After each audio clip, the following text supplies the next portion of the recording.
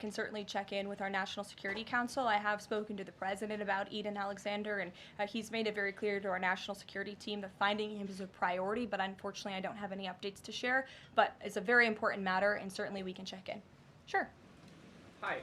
How concerned is the president that a federal judge could hold a Trump administration official in contempt of court for defying deportation orders? We are complying with all court orders. So I see what you're trying to do there with that question, but we're very confident that every action taken by this administration is within the confines of the law, and we continue to comply with the court's orders, and you have seen that, and the president made that clear yesterday in the Oval Office with President Bukele.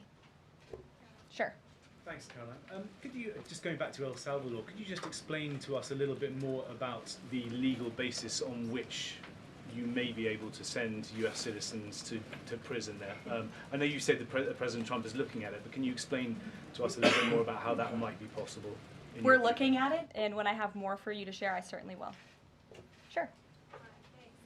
Still going off the El Salvador questions, yesterday in the Oval Office, administration officials made it very clear that El Salvador is responsible for Mr. Abrego Garcia, yet El Salvador's president said we're not going to do anything with him. So my question is, who is responsible for this man and where he's going to end up? Well, no. First of all, President Bukele said that he is not going to smuggle a foreign terrorist back into the United States of America, as many in this room in the Democrat Party seemingly want him to do. Abrego Garcia was a foreign terrorist. He is an MS-13 gang member. He was engaged in human trafficking. He illegally came into our country.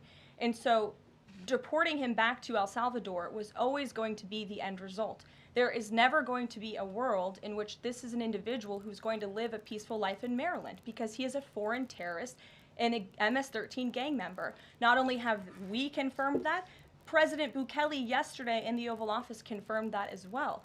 So he went back to his home country, where he will face consequences for his gang affiliation and his engagement in human trafficking. I'm not sure what is so difficult about this for everyone in the media to understand, and it's appalling, truly appalling, that there has been so much time covering this alleged human trafficker and this gang member, MS